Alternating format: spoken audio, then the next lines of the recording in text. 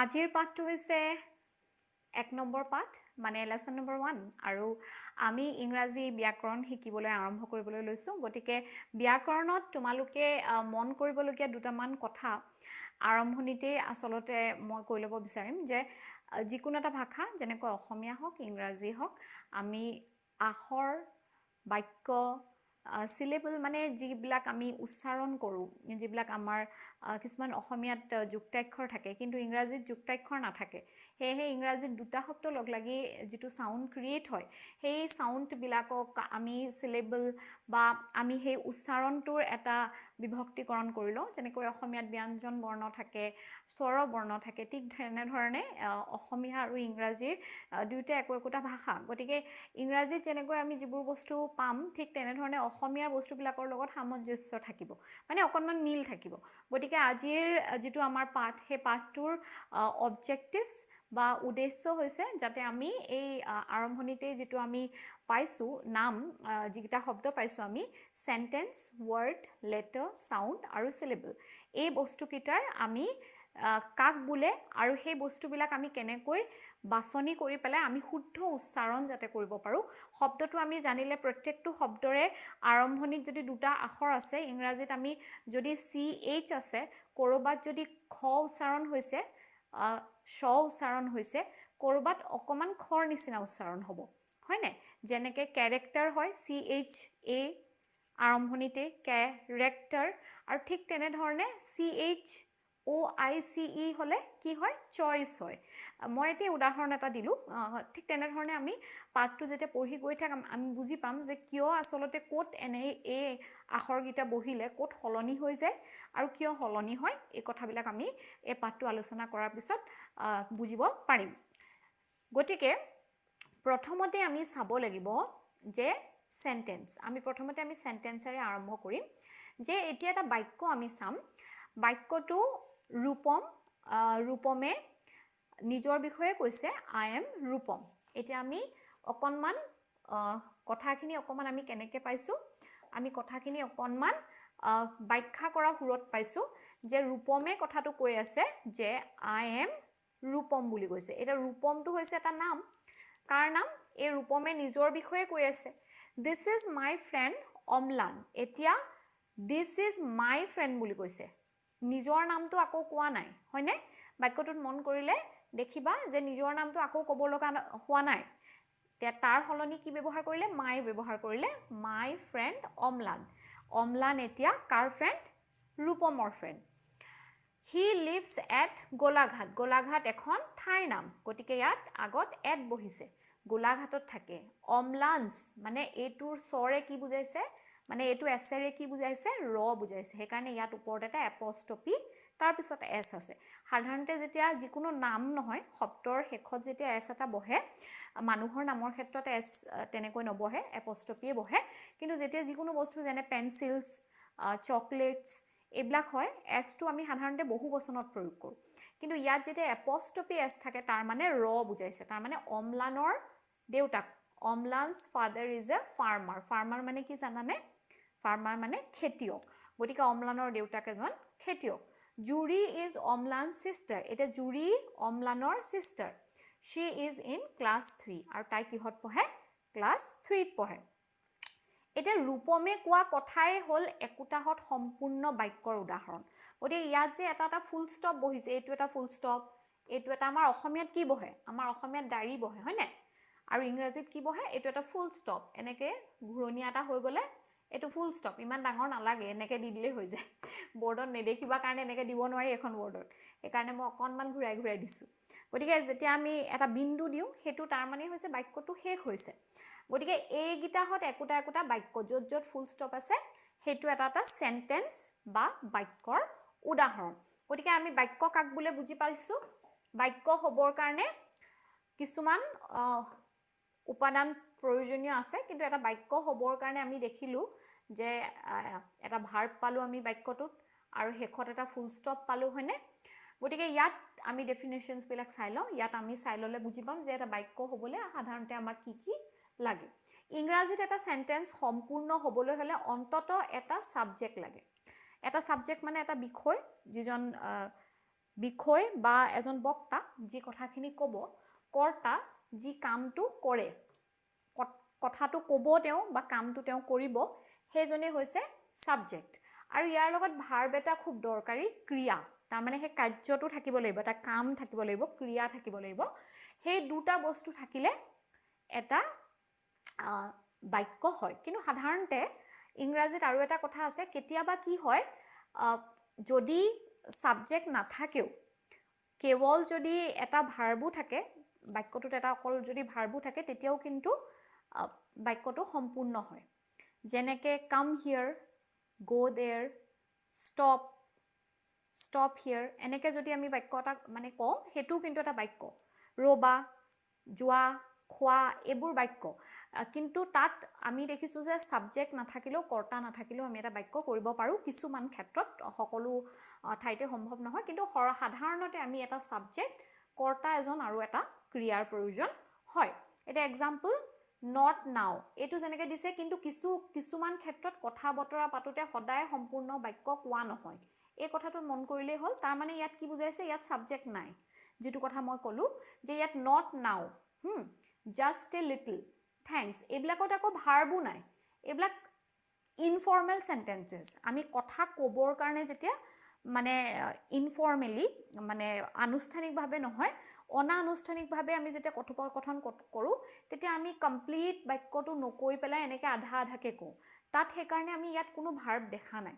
ইয়াত কোনো ধৰণৰ ভাৰ্ব নাই এতিয়া থ্যাঙ্কসটো যেনেকৈ হেতু এটা মানে সম্পূৰ্ণ অৰ্থ প্ৰকাশ কৰিছে ধন্যবাদ জনাইছো তাৰ মানে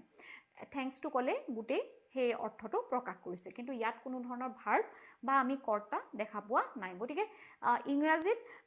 এটা কথা মনত ৰাখিবা যে যিকোনো কথাই যেতিয়া মই কৈ যাওঁ তাত কিছুমান ক্ষেত্ৰত অকণমান এক্সেপশ্যন থাকে এক্সেপশ্যন মানে কি সদায়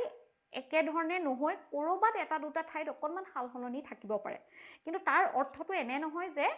যেটো আমি ইয়াত ডেফিনেশ্যন বা যেটো আমি বুজাইছো যে এইটো ধৰণে হলে এইটো হ'ব তাৰ মানে হেতু ভুল নহয় কিন্তু কেতিয়াবা যেনেকৈ এইবিলাক কিছুমান মানে খুব কম ক্ষেত্ৰত এনেকুৱা ধৰণৰ আমি এক্সাম্পল দেখিবলৈ পাওঁ এনেকুৱা বাক্য বৰ বেছি নাই কিন্তু সাধাৰণতে বাক্যত সদায় এটা সাবজেক্ট আৰু এটা ভাৰ্বৰ প্ৰয়োজন হ'ব গতিকে হেতু কথা মনত ৰাখিবা এতিয়া মনত ৰাখিবলগীয়া আৰু কেইটামান কথা যে সেন্টেন্সৰ আৰম্ভণি সদায় ক্যাপিটেল লেটাৰ লিখিবা বহুত ক্ষেত্ৰত ছাত্ৰ ছাত্ৰীসকলে কি হয় যেতিয়া পৰীক্ষাৰ বহিবিলাক লিখা যায় তেতিয়া পৰীক্ষাৰ বহিত সাফ চিকুণতা বা শিক্ষক শিক্ষয়িত্ৰী যিজনে পৰীক্ষা বহিবোৰ চাব তেওঁৰ সদায় চকুটো কোট পৰে বাক্যৰ আৰম্ভণিতে ক্যাপিটেল লেটাৰ আছে নে নাই হেতুৱে আসলতে তেওঁৰ নম্বৰ দিয়াৰ ক্ষেত্ৰত এটা মানসিক এটা মানে বনাই দিয়ে যে ছাত্ৰজন কেনেকুৱা বা ছাত্ৰীগৰাকী কেনেকুৱা গতিকে সেইকাৰণে সদায় মনত ৰাখিবা যিকোনো বাক্য যেতিয়া আৰম্ভ কৰা তাৰ আৰম্ভণিৰ মানে আখৰটো লেটাৰটো সদায় ক্যাপিটেল লেটাৰ হ'ব আৰু ফুল ষ্টপটো অনিবাৰ্য যেতিয়া বাক্যটো শেষ হ'ব শেষত ফুল ষ্টপ দিবা আৰু কোৱেশ্চন মাৰ্ক থাকিব যদি প্ৰশ্নবোধক বাক্য হয় প্ৰশ্নবোধক বাক্য হলে আমি এটো দিব লাগিব অসমীয়াটো একেই আৰু যদি এক্সক্লেমেটৰী মানে ভাৱবোধক যদি হয় বাক্যটো যেনেকৈ ওয়াও সো বিউটিফুল তেতিয়া আমি এক্সক্লেমেশন মাৰ্ক এটা দিব লাগিব এনেকৈ এক্সক্লেমেশন মাৰ্কটো দিব লাগিব আৰু এটো তাৰোপৰি এই চিনবোৰৰ পাছত নতুন বাক্য বা বাক্য এটা ক্যাপিটেল লেটাৰে আৰম্ভ হয় আকৌ যেটা মানে যিমানটা বাক্য তোমালোকে লিখিবা প্ৰত্যেকটো বাক্যৰে আৰম্ভণি ক্যাপিটেল লেটাৰে হ'ব এনেকুৱা নহয় যে প্ৰথম তুমি এটো লিখি দিলা এটো ক্যাপিটেল লেটাৰ হ'ল তাৰ পিছৰবোৰ আকৌ বাক্য ফুল ষ্টপৰ পাছত তুমি আৰম্ভ কৰিলা তেতিয়া তুমি ক্যাপিটেল লেটাৰ নিদিলা তেতিয়া নহ'ব প্ৰত্যেকটো ফুল ষ্টপৰ পাছত যেতিয়া এটা বাক্যৰ তুমি আৰম্ভণি কৰিবা তেতিয়া সদায় কি কৰিব লাগিব আমি ক্যাপিটেল লেটাৰে আৰম্ভ কৰিব লাগিব আৰু এইকেইটা মনত ৰাখিবা এটো হৈছে কোৱেশ্চন মাৰ্ক এটো এক্সক্লেমেশন মাৰ্ক আৰু ফুল ষ্টপটো জানাই ফুল ষ্টপ ইয়াৰ পিছত এতিয়া ওয়াৰ্ডলৈ যাওঁ আমি বাক্যটো আমি অকমান টেকনিকটো আমি এনেকুৱা কৰিছো প্ৰথমতে মূল বস্তুটো বুজাই তাৰ পিছত তাত যিবোৰ বস্তু থাকিব সেইবোৰ আমি বুজাই গৈছো কাৰণ সেন্টেন্সটো অকমান আলোচনা কৰিলো এতিয়া সেন্টেন্সত যি থাকিব ওয়াৰ্ড থাকিব হয়নে ওয়াৰ্ড বনিবৰ কাৰণে এলফাবেট লাগিব গতিকে আমি সেই প্ৰসেসটোত আমি গৈ আছো কিছুমান শব্দ লগলগাই একটা বাক্যৰ গঠন হয় হেতু আমি গম পালো যেনেকৈ আই এম এংৰি তাৰ মানে মোৰ খং উঠিছে আই এম এংৰি মানে মোৰ খং উঠিছে হয়নে আই এম এংৰি এতিয়া এই আই টু এটা মানে ওয়াৰ্ড এম টু এটা ওয়াৰ্ড এংৰি টু এটা ওয়াৰ্ড হয়নে কিন্তু গুটেকিটা যেতিয়া একেলগে বহিছে তেতিয়া এটা বাক্যৰ সৃষ্টি হৈছে ঠিক তেনে ধৰণে she likes Shillong তাই শ্বিলংখন তাৰ মানে ভাল পায় শ্বিলং এখন ঠাইৰ নাম এটা এইগিটা শব্দ এইগিটা এটা শব্দ কিন্তু গুটেগিটা যেতিয়া একেলগে বহিছে তেতিয়া কি হৈছে এটা বাক্যৰ সৃষ্টি হৈছে ঠিক তেনে ধৰণে letters এটা আমি letters কাক কয় হেতু চাম নাও টাইমটো হৈছে আমাৰ lettersৰ এটা lettersত শব্দবোৰ একোটা লেটাৰ লগাই পোৱা যায় এতিয়া যেনেকৈ আমি আৰম্ভণিতে আমি এটা লৰাৰ নাম পাইছিলো হয়নে লৰাটোৰ নাম কি আছিল ৰূপম হয়নে ৰূপমৰ নামত কি আছে কৈ যাব পাৰা মোৰ লগত R U P A আৰু M গতিকে গুটেগিটা একেলগ হৈ কি হল ৰূপম হল হয়নে কেতিয়াবা একোটা লেটাৰ একোটা শব্দ হ'ব পাৰে তাৰ মানে এটা অকল লেটাৰ এটা শব্দ বুলি ক'ব পাৰে যেনেকৈ আটাইতকৈ ডাঙৰ কথা যেনেকৈ তুমি এটা কোন আই হয়নে যেনেকৈ মই আই গতিকে আইটো এটা কি হয় আইটো এটা অকলে আইটোৰে এটা শব্দৰ সৃষ্টি হৈছে গতিকে কেতিয়াবা অকল এটা লেটাৰেও শব্দ সৃষ্টি হ'ব পাৰে অসমীয়াটো তেনে বাক্য হয় যেনে ল বস্তুটো তই ল তাৰ মানে লোৱাৰ ঠাইত ল বুলিও কোৱা যায় গতিকে সেই তেনেকে এটা আখৰেৰেও এটা শব্দ হ'ব পাৰে আমি এনেকৈ ক'ব নোৱাৰো যে দুটা তিনটা আখৰ লগ লাগিহে এটা শব্দ হ'ব পাৰে এনেকুৱা কথা নহয় গতিকে এটা অকল আখৰেৰেও এটা শব্দৰ সৃষ্টি হ'ব পাৰে এতিয়া আমি চাম যে letters যেটো আমি letters বুলি কলো এই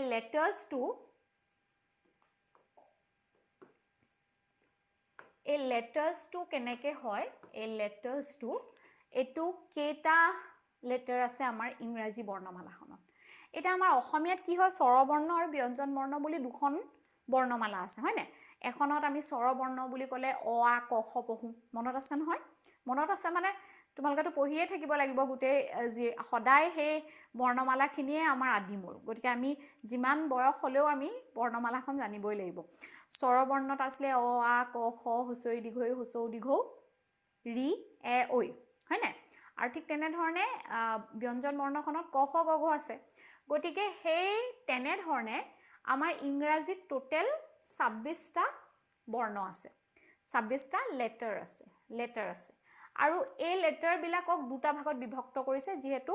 ইংৰাজীত এখনেই বৰ্ণমালা অসমীয়াৰ নিচিনাকৈ দুখন বৰ্ণমালা নাই অকল এখনেই বৰ্ণমালা আছে গতিকে প্ৰথমতে ভাৱেল আছে 5টা কি 5টা ভাৱেল সদায় মনত ৰাখিব লাগিব এটো এটা অত্যন্ত গুৰুত্বপূৰ্ণ মানে এটা অংশ যিটো এৰাই পেলাই ইংৰাজী ভাষা শিকিব নোৱাৰি মানে ইম্পসিবল ভাৱেল গিটা মনত ৰাখিবই লাগিব ভাৱেল গিটা মনত থাকিলে বাকি যিখিনি বাকি থাকিলে সেই গুটেখিনি কনসনেন্ট হৈ যাব গতিকে ভাৱেল গিটা কি এ ই আই ও ইউ গতিকে এই কেটা আমি সদায় মনত ৰাখিব লাগিব এ ই আই ও ইউ এটো একদম মুখস্থ কৰি ল'ব লাগিব কাৰণ এইকেইটা সদায় প্ৰয়োজন হ'ব কাৰণ আমি যেতিয়া পিছৰ ফালে যেতিয়া বাকি কেইটা পাৰ্টস অফ স্পিচ পঢ়িম তেতিয়া আমি বুজি পাম যে ইয়াৰ গুৰুত্বতাটো কি আৰু কনসনেন্ট বাকি গুটেখিনি 21টা 26টা 5টা গুছি গ'ল 21টা বাকি থাকিলে গতিকে 21টা হৈ যাব এইকেইটা কনসনেন্টস আৰু এই কনসনেন্ট কেইটা এইকেইটা B C D F G J K L M N O P Q R S T U V W X Y Z গতিকে বাকি কেইটা 21টা কনসনেন্ট আৰু 5টা কি হ'ব ভাৱেল হ'ব আৰু টোটেল আখৰ কেইটা থাকিব লেটাৰ টোটেল 26টা এতিয়া আমি চাম যে লেটাৰ আৰু সাউন্ড এটা লেটাৰ আৰু সাউন্ডৰ মাজত কি ডিফাৰেন্স আছে লেটাৰ আৰু সাউন্ড একেই নে লেটাৰ আৰু সাউন্ডৰ মাজত কিবা ডিফাৰেন্স আছে মানুহে মুখেৰে উচ্চাৰণ কৰা আৰু কথা বতৰাত ব্যৱহাৰ কৰা শব্দবোৰক সাউন্ড ধ্বনি এটা অসমীয়াত ধ্বনিটো বুজি ল'ব লাগিব ধ্বনি যেটো অসমীয়াৰ উচ্চাৰণৰ ধ্বনি হেতুৱে হৈছে ইংৰাজীৰ সাউন্ড এতিয়া যেনেকৈ আমি উদাহৰণ স্বৰূপে চাই লম হিম শব্দটো উচ্চাৰণ কৰাৰ সময়ত হ এটো আমি অসমীয়াৰ অকল হ হয়নে আমাৰ হ কেবাটাও আছে তালবিয়া হ দন্তিয়া হ অকল হ ইংৰাজীত তেনেকৈ নাই যদিও ইংৰাজীত দুটা আখৰ লগ লাগিও এটা মানে উচ্চাৰণৰ সৃষ্টি হ'ব পাৰে গতিকে ইয়াত প্ৰথমতে আমি এটো চাম যে হ আৰু ই মিলাই কি হল হি হৈ গ'ল এটা হটোৰ পিছত আইটো আছে হয়নে গতিকে হৰ লগত কি যোগ হ'ল ই যোগ হ'ল আৰু ই যোগ হোৱাৰ কাৰণে কিহৰ সৃষ্টি হ'ল এই দুটা লগ লাগি এতিয়া আমি সৃষ্টি কৰি দিলো হি আৰু তাৰ পিছত কি বহিলে ম উচ্চাৰণ কৰা হয় কেনেকৈ এতিয়া হিম হিম শব্দটো উচ্চাৰণ কৰা হি এইচ আই এমৰ প্ৰতিটো ধ্বনি আৰু মুখেৰে উচ্চাৰিত ধ্বনিসমূহক লিখিত আখৰবোৰে বুজায় এটা মানুহে মুখেৰে আমি যেটো শব্দ উচ্চাৰণ কৰিম সেই শব্দটো উচ্চাৰণ কৰিবৰ কাৰণেইটো আমাক আখৰৰ প্ৰয়োজন গতিকে এই তিনিটা আখৰ একেলগে লগ লাগি হিম শব্দটোৰ সৃষ্টি হ'ল ইংৰাজীত লিখিত লেটাৰ আৰু মুখেৰে উচ্চাৰণ কৰা সাউন্ড সদায় একে নহয় মই আগতেও কৈছো যে আখৰটো যেনেকৈ আমি লিখিছো সদায় সেই আখৰটো প্ৰত্যেকটো মানে ওয়াৰ্ডত বা প্ৰত্যেকটো শব্দত একে ধৰণে উচ্চাৰণ নহব পাৰে আৰু হি সদায় কিবা এক যিটা কাৰণ সেই কাৰণকেইটাত সলনি হ'ব পাৰে যেনেকৈ স্বৰবৰ্ণ ব্যঞ্জন বৰ্ণৰ কথা মই কৈছো গতিকে সেইবিলাক আমি লক্ষ্য ৰাখিব লাগিব সেই ধৰণে আমাৰ সাউন্ডটো সলনি হ'ব পাৰে অৰ্থাৎ এটা লেটাৰতে এটা সাউন্ড বুজাব নোৱাৰিব পাৰে এটা লেটাৰে কেৱল এটা সাউন্ডকে নুবুজায় এটা কেনেকৈ লেটাৰ এ টু যেনেকৈ আমি চাব লাগিব লেটাৰ এ টুত কি হৈছে লেটাৰ এ টুৱে কি বুজাইছে ইয়াত আৰ্ম বুজাইছে হয়নে আ আ এই অসমীয়াৰ আ সাউন্ডটো বুজাইছে এ আছে আৰম্ভণি কিন্তু ঠিক হে একেটাই ইয়াত কেম বুজাইছে এ এইটোৱে এইম কেম হয়নে সি এম ই হলে কি হয় কেম হয় আৰু ঠিক তেনে ধৰণে যেতিয়া টি এল কে হ'ল ট এইটো আকৌ অ বুজাইছে ইয়াত আৰ্মত আ বুজালে ইয়াত সিৰ পিছত যেতিয়া বহিলে এ বুজালে কেম হ'ল আৰু ঠিক তেনে ধৰণে টক অ টক এইটো এল টো সাইলেন্ট হৈ যায় গতিকে ট অ সাউন্ডটো বুজালে গতিকে এই এলফাবেটটো প্ৰত্যেকটো শব্দতে ঠাই অনুসৰি তাৰ উচ্চাৰণটো বেলেগ হৈ গৈছে ইংৰাজীত লেখা লেটাৰ মুখেৰে উচ্চাৰণ কৰা সাউন্ডৰ সংখ্যা বেছি এটো মনত ৰাখিব লাগিব এটা কি হৈছে লিখা লেটাৰ আৰু সাউন্ডৰ সংখ্যা বেছি সাউন্ড বেছি আছে আমাৰ এলফাবেট কম আছে এলফাবেট মাত্ৰ 26টা আছে কিন্তু ইয়াৰ সাউন্ড মই কৈছো না দুটা আখৰ লগ লাগি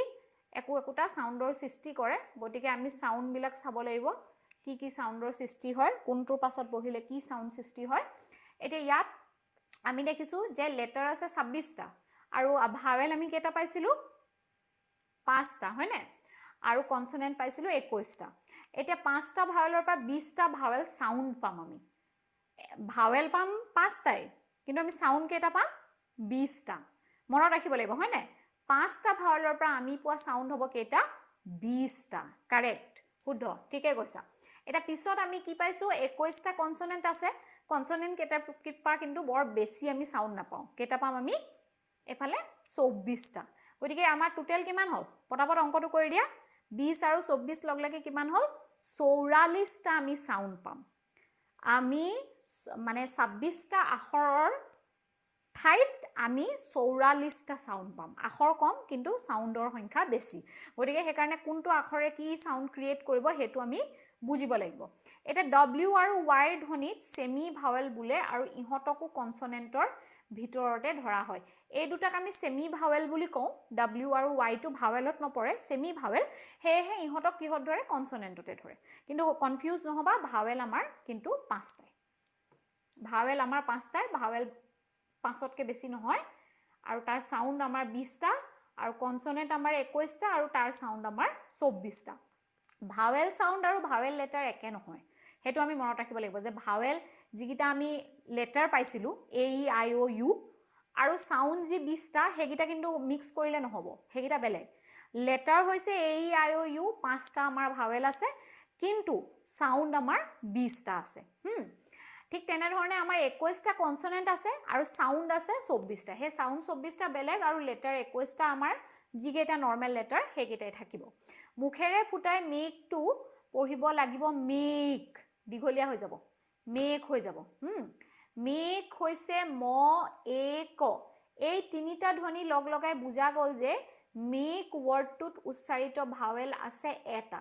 এটা মেকটোত আমি ভাৱেল কোনটো পাইছো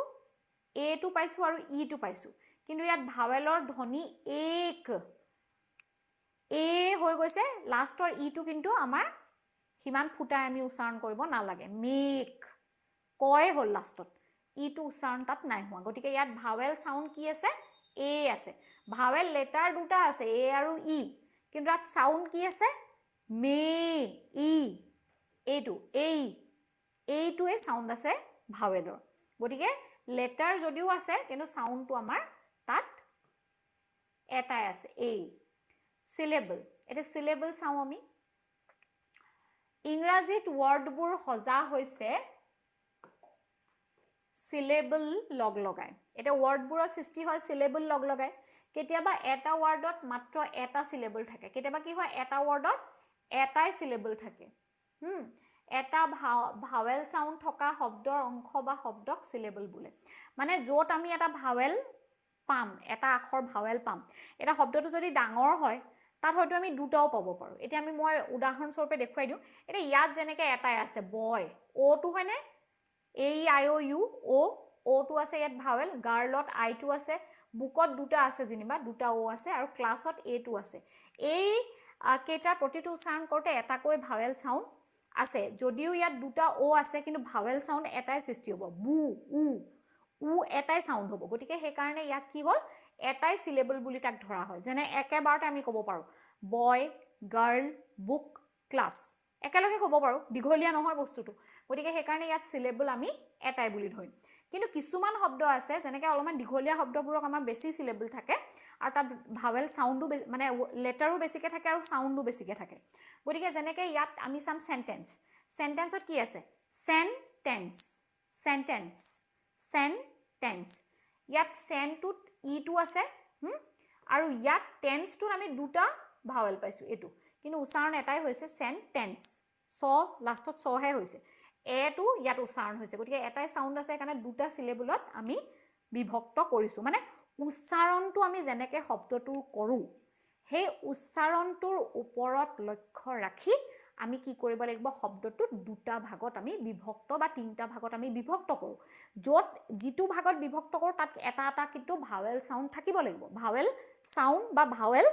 আমাৰ লেটাৰ থাকিব লাগিব যেনেকৈ ইয়াত ই আছে ইয়াতো ই আছে ঠিক তেনে ধৰণে ষ্টুডেন্ট ইয়াত ইউটো ভাৱেল হয়নে ঠিক তেনে ধৰণে ডেন্টটোত ইটো ভাৱেল গতিকে সেই কাৰণে আমি ইয়াত দুটা সিলেবল পাইছো ধৰিব পাৰিছানে সিলেবলটো আমি সাউন্ড যেনেকৈ কৰিম ষ্টুডেন্ট সেন্টেন্স আৰু সেই বিভক্তটো কৰিবৰ কাৰণে দুইটা পাৰ্টতে এটা এটা কিন্তু ভাৱেল লেটাৰো লাগিব আৰু সাউন্ডো লাগিব ভাৱেল লেটাৰ থাকিলে সৰ্বসাধাৰণতে ভাৱেল সাউন্ড হয়েই কৰবাত নহব পাৰে কিন্তু বেছিভাগ ক্ষেত্ৰতে আমাৰ হয়ে গতিকে সেই কাৰণে আমাৰ দুইটা পাৰ্টতে দুটা ভাৱেল আছে ইয়াতো ভাৱেল আছে গতিকে সেই কাৰণে আমি দুটা সিলেবল কৰিব পাৰিম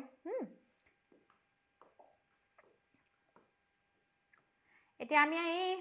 লেসনটো খুব ধুনীয়াকৈ পঢ়িলো আশা কৰিছো মই কোৱা কথাখিনি বুজিব পৰা গৈছে আৰু practice makes a man perfect গতিকে প্ৰেক্টিস কৰিব লাগিব আৰু মই প্ৰত্যেকটো লেসনৰ পাছত এইটো কথাত খুব গুৰুত্ব দিম যাতে তোমালোকে প্ৰেক্টিস কৰি বস্তুখিনি বুজিবলৈ চেষ্টা কৰা আৰু ৰিভিজন তেতিয়াহে হ'ব ৰিভিজনটো খুব দৰকাৰী আৰু ৰিভিজনত আমি কি চাম যে ইয়াত এই তলত ইংৰাজী শব্দ কিছুমান খেলিমেলিকৈ ৰখা হৈছে এতিয়া এই শব্দবোৰ খেলিমেলিকৈ দিয়া আছে এটা শব্দবোৰ শুধৰাই সজাই লিখিব লাগে এতিয়া এইখিনি তোমালোকে বহিত লিখি ল'ব লাগিব লিখি লৈ পেলাই তাৰ পিছত এনেকৈ আঁচ টানি তোমালোকে শুদ্ধকৈ লিখি যাব পাৰা এনেকৈ আঁচ এডাল টানিবা ইয়াতে শুদ্ধটো কি হ'ব লিখিবা তেনেকৈ তাৰ পিছত লিখিবা এনেকৈ গোটেই কেইটা তোমালোকে শুদ্ধটো লিখি যাব লাগিব টুকি লৈ শুদ্ধবিলাক লিখি যাবা এইকেইটা আনসাৰকেইটা দিয়াই আছে উত্তৰকেইটা নোচোৱাকৈ কৰি ল'লে প্ৰথমতে সুবিধা হ'ব তোমালোকৰ ঠিক তেনে ধৰণে এখন আৰু এখন প্ৰেক্টিস শীট দিয়া আছে তলত দিয়া ইংলিশ ওয়াৰ্ডবোৰৰ অৰ্থ বা হিহতে বুজোৱা বস্তু বা কথালৈ চাই ওয়াৰ্ডবোৰক তিনিটা ভাগত সজোৱা ওয়াৰ্ডবিলাকক তিনিটা ভাগত সজাব লাগে ইয়াত কি কৈছে ইংলিশ ওয়াৰ্ডবোৰৰ অৰ্থ বা হিহতে বুজোৱা বস্তু বা কথালৈ চাই এতিয়া এই বস্তুখিনি মানে ক্যাটাগৰীত ভগাবলৈ কৈছে এতিয়া তোমালোকে চাই ল'ব লাগিব যে মানুহ আছে জীৱ জন্তু আছে হয় নাই তেনেধৰণে তোমালোকে বিভক্ত কৰিব লাগিব